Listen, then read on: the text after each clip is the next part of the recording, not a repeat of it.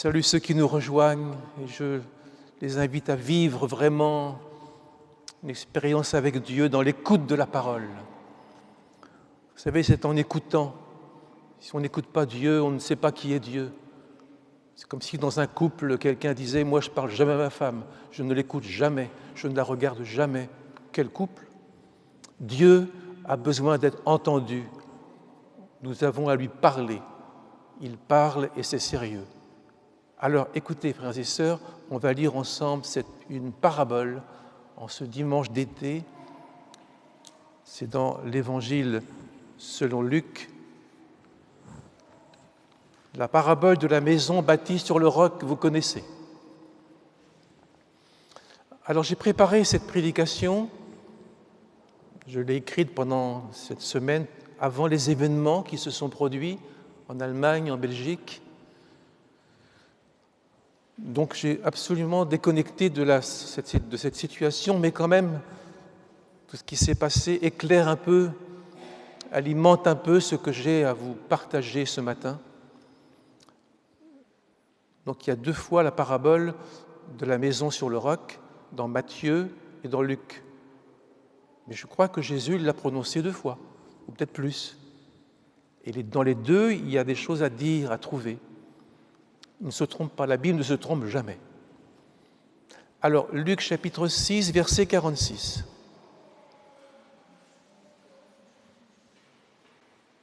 « Pourquoi m'appelez-vous Seigneur, Seigneur, et ne faites-vous pas ce que je dis? Je vous montrerai à qui est semblable tout homme qui vient à moi, entend mes paroles et ne les met pas en pratique. Il est semblable à un homme qui, bâtissant une maison, a creusé profondément et a posé le fondement sur le roc. Une inondation est venue. Le torrent s'est jeté contre cette maison sans pouvoir l'ébranler, parce qu'elle était bien bâtie. Mais celui qui entend et ne met pas en pratique est semblable à un homme qui a bâti une maison sur la terre sans fondement. Le torrent s'est jeté contre elle, aussitôt elle est tombée, et la ruine de cette maison a été grande. Amen. Bénis ta parole dans notre cœur, afin que nous entendions bien la sagesse de Dieu, l'amour de Dieu et sa force en nous. Amen. Jésus est étonné de beaucoup de choses dans la Bible. Et ici, il nous interroge sur quelque chose qui l'étonne. Pourquoi? Pourquoi ne faites-vous pas ce que je vous dis? Vous m'appelez Seigneur, Seigneur.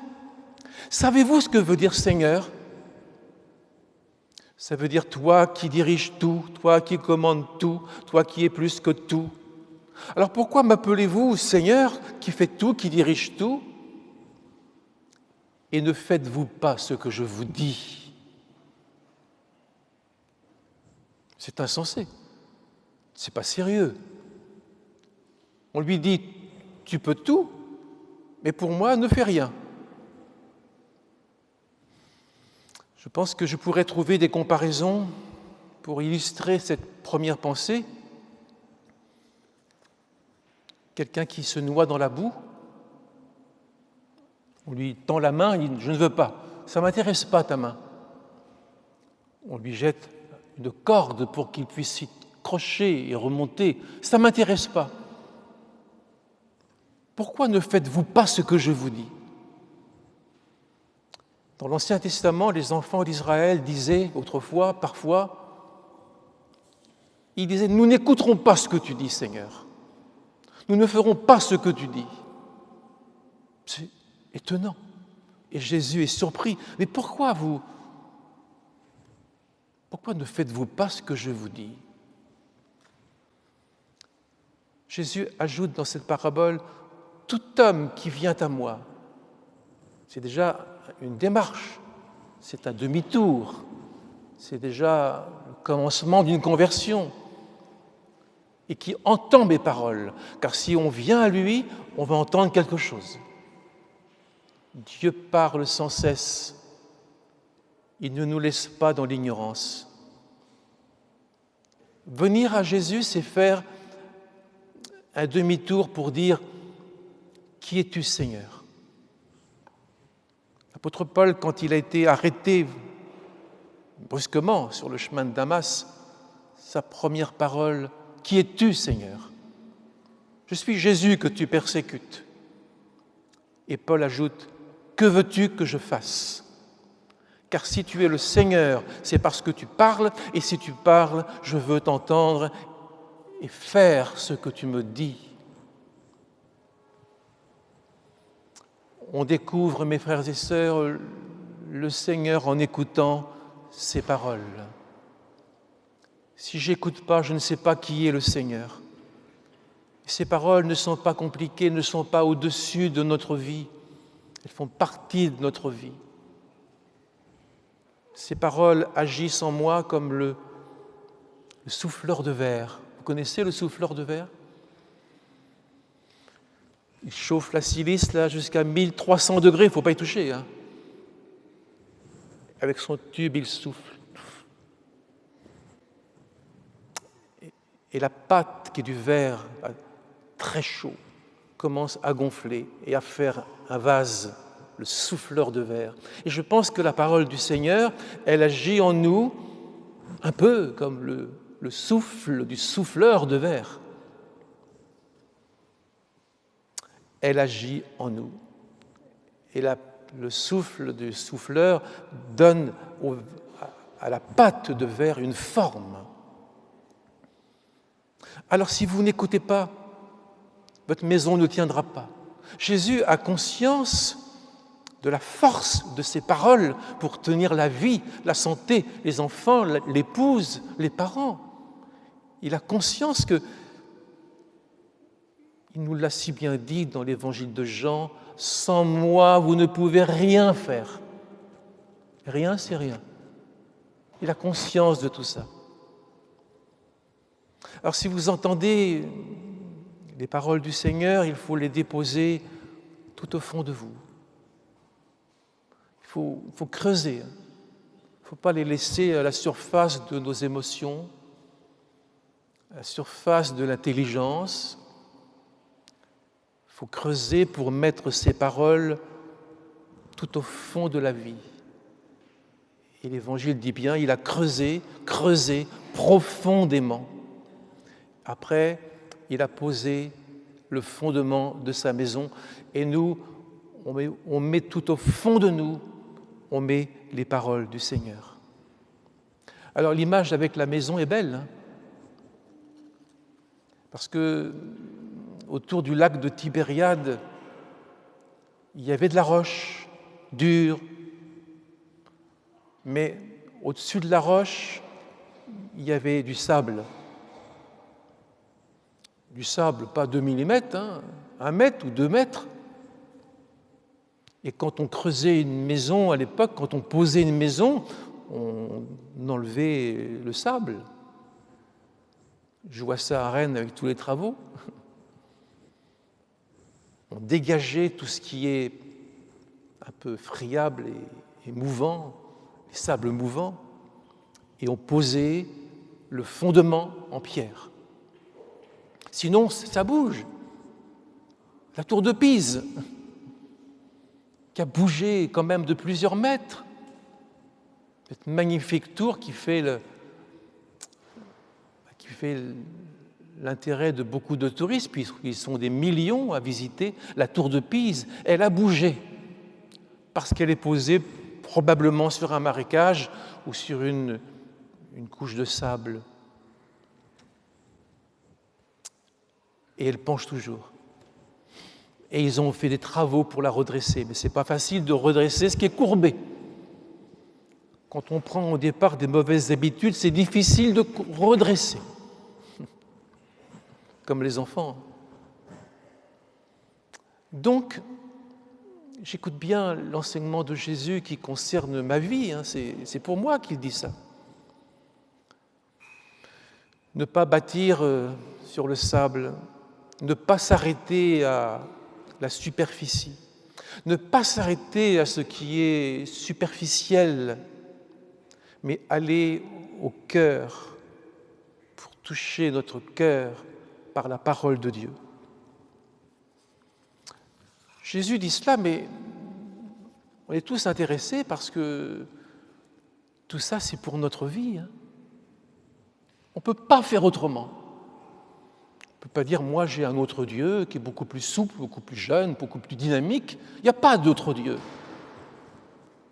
Il n'y a que ce Dieu unique. Alors, écoutez, ne faisons pas la forte tête, mettons la parole au cœur de la vie, dans nos racines profondes. Et Jésus a la conscience que c'est ça pour nous. Sinon, l'autre évangile de Matthieu, qui part de la même histoire, dit « Sinon, nous sommes fous ». C'est-à-dire sans raison, sans réflexion, sans jugeote. Le fou, c'est les enfants qui chantaient ça autrefois. Le fou sur le sable a bâti sa maison. Je ne vais pas vous le chanter. Le fou sur le sable a bâti sa maison. Alors, dans mon histoire d'évangile, tout à coup, il y a eu des menaces. Il y en a aujourd'hui, il y en aura toujours, parce que la terre, c'est fragile, parce que la vie, c'est fragile. On n'est pas dans un monde où rien ne bouge. Ça bouge. La pluie est venue, petite pluie de printemps, au début du mois de juillet. Il n'y a pas trop de risques. La pluie est venue, et encore, et puis avec le vent, et puis elle a débordé, et les torrents se sont mis contre la maison. Voilà l'histoire. Les torrents se sont jetés, c'est le mot, sur la maison, comme une agression. Comme s'il y avait une force du malin sans pitié pour le travail de notre vie auprès de nos enfants, de nos petits-enfants. Pas de pitié pour le travail de toute une vie et la maison a bougé. Et la maison n'a pas bougé parce qu'elle était bien construite. Mais il y avait une autre maison. Et l'autre maison, elle était mal construite. L'entrepreneur n'a pas été sérieux. Ce n'est pas un bon maçon. Il a mis la maison sur du sable. Et puis la tempête qui est venue contre la bonne maison est venue contre la mauvaise. Aujourd'hui, le réchauffement climatique touche tout le monde. Personne ne peut dire « moi je suis chrétien, Dieu ne permettra pas que je sois éprouvé par le réchauffement climatique ». Qu'est-ce que c'est que ce raisonnement ? Dieu ne permettra pas. Comme si la terre était imbougeable, ininflammable, insubmersible. Nous sommes sur un pont de liane et tout bouge. La santé bouge. Nos enfants, la politique, tout, l'économie.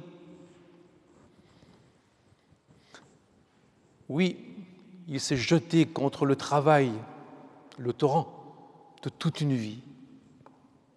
Il y avait deux maisons. Même tempête pour tout le monde, même torrent pour tout le monde. Mais une n'avait pas de fondation pour s'accrocher et l'autre était profondément ancrée dans la terre. Et aussitôt, la maison est tombée. Aussitôt, fragilité.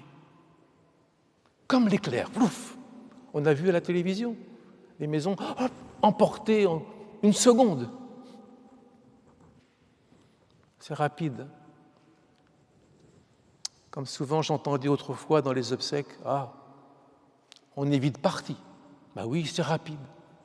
C'est rapide le dernier moment de la vie, les derniers jours de l'histoire du monde avant le retour de Jésus. Ils sont rapides ces instants-là. Il faut mieux les préparer d'avance.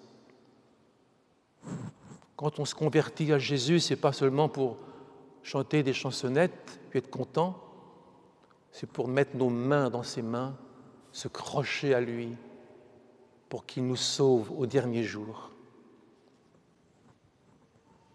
La ruine était grande, dit Jésus. Exactement, la déchirure. La maison a été comme déchirée, comme un bout de chiffon, une feuille de papier. La déchirure a été grande. On ne sauve rien. Pas une photo parfois. Rien. Nos souvenirs semblent complètement dilués dans ce torrent des choses difficiles de la vie. Quel fracas, la maison qui tombe. Oh, moi, ça me fait poser la question, ai-je bien bâti ma vie? Parce qu'on revient aux paroles de Jésus.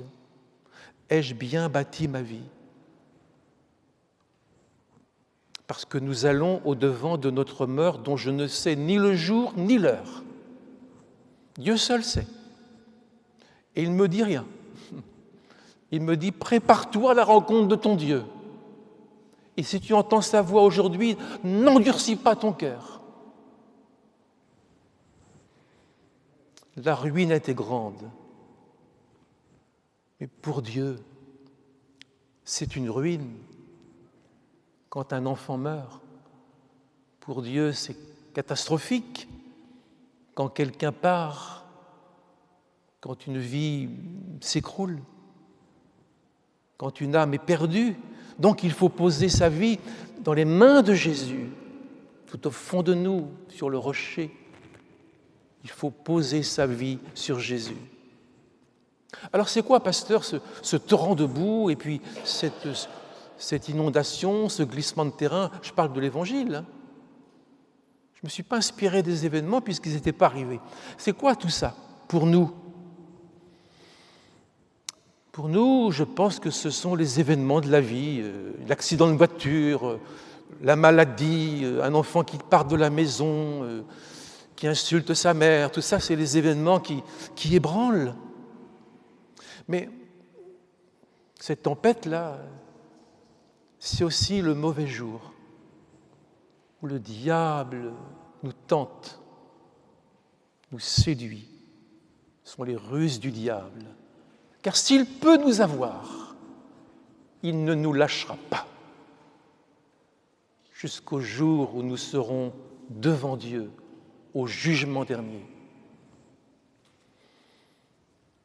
Aussitôt, la maison tomba.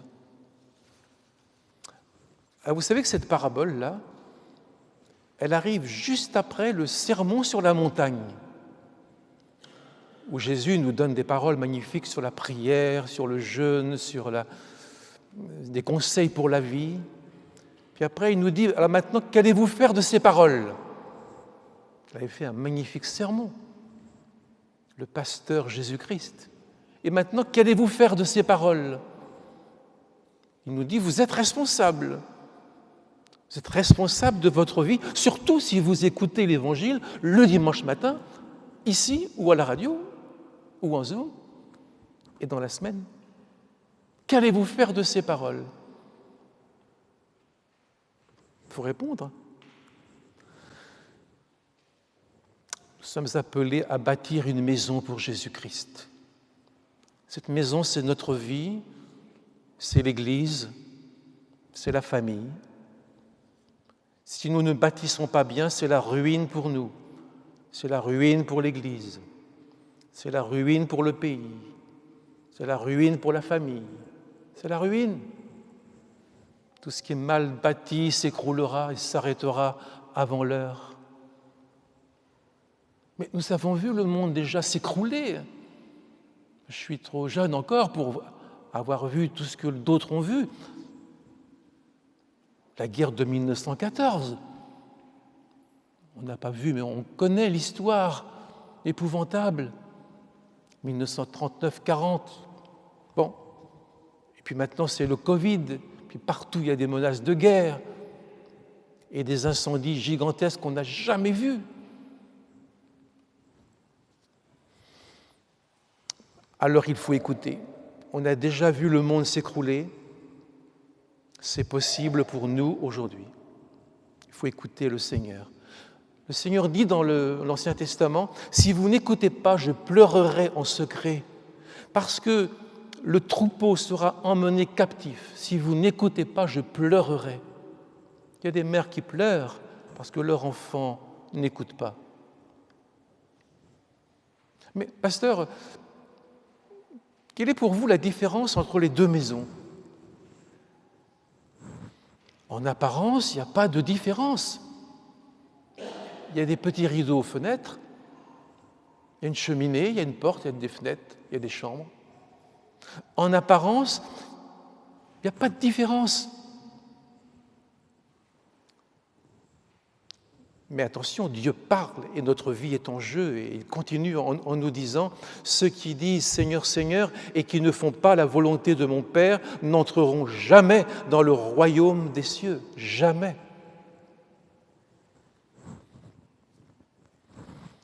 Donc la différence, il y en a une. Mais voyez-vous, il faut attendre la fin de l'histoire pour voir la différence. La différence, on la voit trop tard. On la voit après. Et après, c'est parfois trop tard. Trop tard pour changer. Trop tard pour refaire la maison. Trop tard pour refaire la vie et la famille et l'Église. C'est ça le sermon sur la montagne. Vous le relirez. Matthieu 5, 6, 7, 8. Vous relirez ces chapitres où Jésus nous donne une visitation de sa présence dans notre vie. Il vient rejoindre les problèmes de notre vie. Il met en lumière tout ce que l'on fait chaque jour. C'est très simple ce qu'il dit.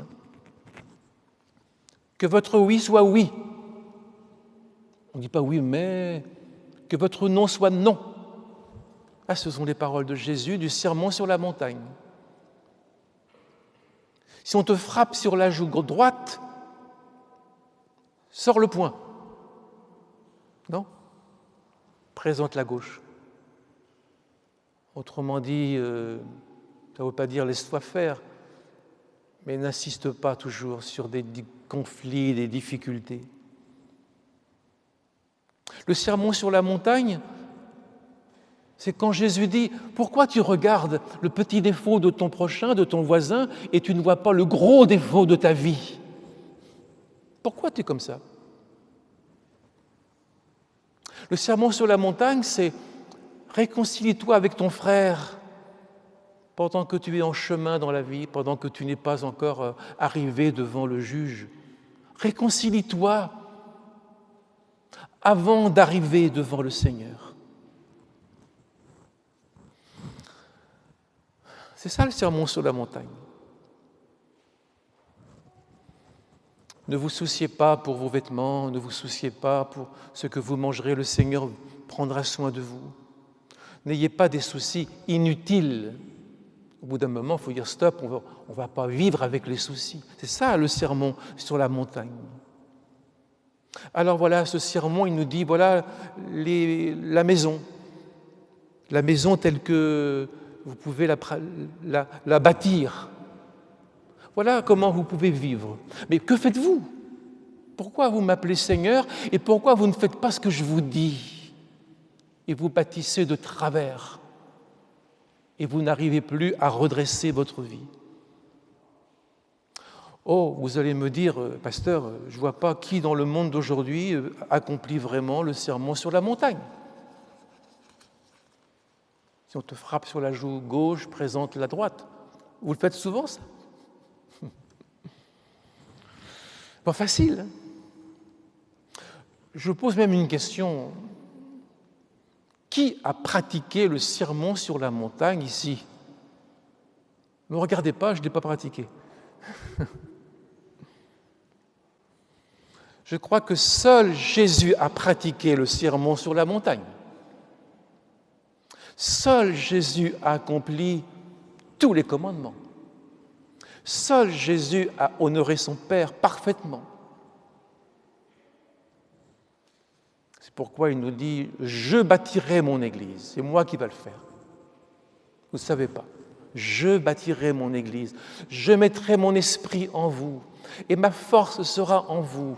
Et ma vie sera en vous. Car sans moi, vous ne pouvez rien faire. C'est moi qui vais travailler et vous allez être à côté de moi. Travaillez à votre salut. Il est déjà là le salut. Travaillez à votre salut. Travaillez avec Jésus. Soyez ouvriers avec Jésus.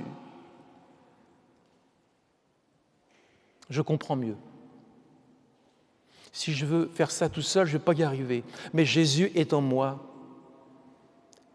et il agit avec moi. Mais le diable nous tient captifs de nos habitudes, de nos idées, et nous sommes là en train de se dire « mais enfin, j'y arriverai pas, je ne suis pas capable ». Pour entrer dans le royaume des cieux, il ne faut pas seulement dire « Seigneur, Seigneur ». Oui, il faut accomplir la volonté de notre Père, ce qu'il aime, ce qu'il veut, parce que si nous faisons ça, nous allons lui ressembler, nous allons être tel Père, tel Fils, exactement le portrait du Père. Nous allons être avec lui. Et le diable veut nous faire croire que tel que nous sommes, ça nous suffit. Pas la peine que tu te casses la tête, ne lis pas ta Bible, ça ne sert à rien. Non, mes amis, il faut faire tout pour ressembler à Jésus.